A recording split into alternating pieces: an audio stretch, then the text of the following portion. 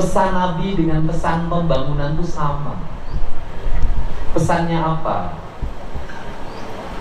Menyantuni anak-anak yatim, memberikan makan terhadap fakir miskin. Dua-duanya pesannya sama, 8 asnaf. Dua-duanya pesannya sama, mengangkat derajat kaum mustadafin. Orang menyebutnya, ada yang menyebut wong cilik. Apa yang harus menjadi konsep kita? Konsep Islam dengan konsep pembangunan itu sama, yaitu membebaskan perbudakan,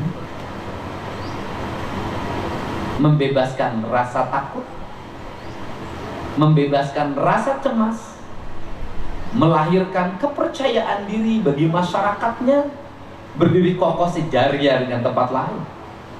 Konsep 8 asnaf dalam zakat sama, sebenarnya itu objek pembangunan.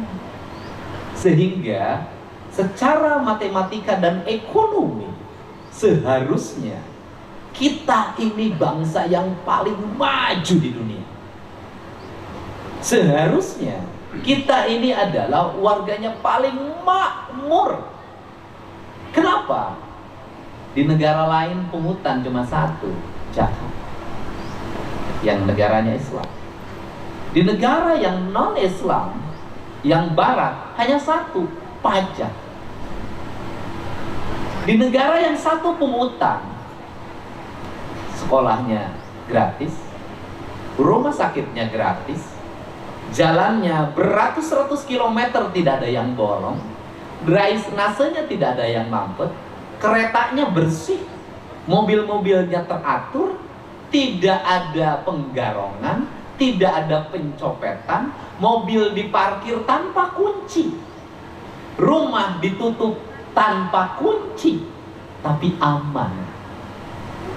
Di kita, negeri atau kita provinsi yang pungutannya banyak sekali, ada pajak, ada zakat, ada orang berinfak, ada orang beli sedekah. Apa yang terjadi? Kejahatan masih terjadi di mana-mana. Jalan bolong di setiap sudut. Rumah-rumah rakyat miskin masih banyak yang bocor. Anak-anak masih banyak yang tidak sekolah. Banyak sekali problem. Masalahnya cuma 1. Saya pelajari itu. Di negara kita, anggaran untuk, bahasa saya ketika di Bekasi, anggaran untuk amilin, yaitu kita penyelenggara negara, lebih gede dibanding dengan anggaran untuk mustahik. Apa itu artinya? Anggaran birokrasi lebih besar dibanding anggaran untuk rakyat. Hanya 20% kadang diberikan, itu pun masih diambil 20% lagi. Jadi saya nyampaikan dimanapun, di berbagai tempat apapun, kunci pembangunan itu cuma 1. Belanja untuk rakyat harus bisa mencapai 70-80%.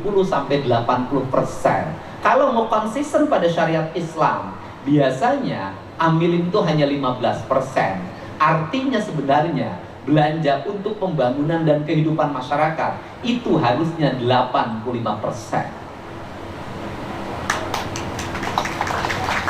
Bisa.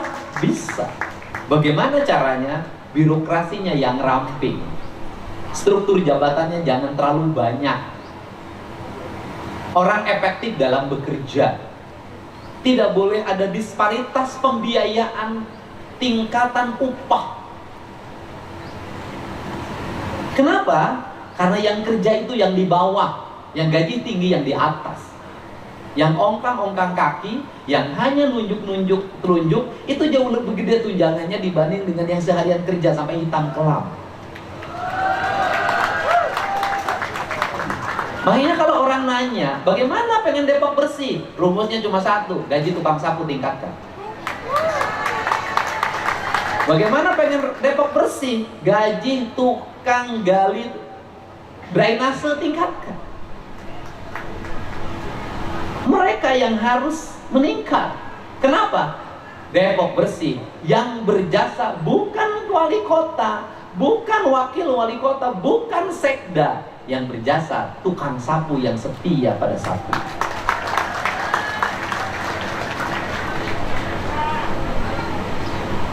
Depok tertib, teratur. Yang berjasa siapa? Satpol PP yang gajinya kadang-kadang telat. Sudah. Pak, Satpol PP itu mohon maaf, itu perlu oleh kita di branding, Pak. Perlu oleh kita menjadi bagian terdepan. Perlu dibariskan bajunya yang rapi. Nggak boleh lagi ada yang baju yang belel. Dilatih baris di marinir atau di Kopassus, suruh rapi. Kenapa? Kota bersih, Satpol PP tak akan dipuji. Tapi kota berantakan, kaki lima di mana-mana, ketidakteraturan terjadi di mana-mana, Satpol PP akan disentuh. Satpol PP ini jabatan pekerjaan yang mundur salah, maju salah. Satpol PP terlalu maju, berani membereskan kesemrawutan di kota. Caci maki tidak akan pernah berhenti. Satpol PP diam, disebut molor wae eugal. Maka kota itu kuncinya dua, Satpol PP dengan petugas kebersihan, dan yang ketiga adalah pemadam kebakaran.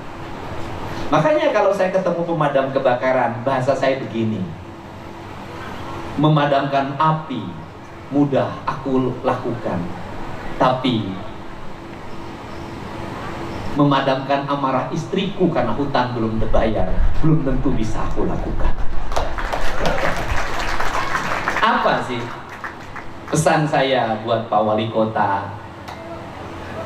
Pak Wali Kota ini orang Betawi, Pak. Orang Betawi itu standar hidupnya sama gaya orang Sunda. Tidak ada elit, tidak ada kelas atas, tidak ada menak, tidak ada darah biru. Itu sama di Sunda. Seamparan, sejajaran, sarua. Orang Betawi itu begitu karakternya. Makanya orang Betawi itu sama orang Sunda deket, Pak. Karena kan kerajaan Sunda itu dulu meliputi Batavia, Jayakarta, Jakarta. Selatnya untuk mengirimkan barang ke Portugis namanya Selat Sunda. Deketan. Karakternya juga sama. Kalau punya duit kawin lagi, itu sama. Karakternya sama. Kemudian orangnya tidak punya rasa curiga, sama dengan orang Sunda. Sama orang tuh percaya, makanya banyak ditipu. Itu sama. Nah, untuk itu apa pesan saya? Pokoknya pesan Bapak Kades, Bapak nanti tingkatkan kesejahteraan tukang sapu, pemadam kebakaran, sama Satpol PP, berbasis kinerja. Nanti ada kerja pet upahnya, tapi jangan lupa Bapak siapin upah lembur bagi yang rajin kerja. Ini saya ingin. Kenapa? Saya sangat memiliki keinginan Depok ini tertata dengan baik, karena ini adalah gerbangnya Jawa Barat, etalasenya Jawa Barat. Sehingga selalu saya ngomong, Pak Wali, 2027 aku nggak mau lagi lihat jalan beton yang tidak estetik itu. Jalan beton segera lapis dengan jalan hot mix ketebalan 11 cm. Kasih garis, kasih trotoar yang bagus, kasih drainase, kasih lampu yang indah, kasih CCTV, dan jangan lupa patrolinya tidak boleh berhenti. Gang-gangnya harus ditata. Nanti 2027 kita akan mengarah pada penataan kelurahan-kelurahan, desa-desa. Nanti nggak boleh lagi ada jalan di kelurahan yang bolong, nggak boleh lagi ada jalan berlubang, apalagi kalau Depok ada lubang berjalan, tidak boleh. Biar suruh jauh aja, jangan di Depok. Nah, ini ditata semuanya, ditata rapi, dan saya ingin suatu saat ada sebuah kebanggaan dan ada sebuah kenangan bagi rakyat Depok 30 tahun ke depan, karena bisa jadi wali kotanya nanti sudah jadi menteri, kan kita nggak tahu nasibnya. Kita doain, langsung lihat istrinya dong, langsung berdoa.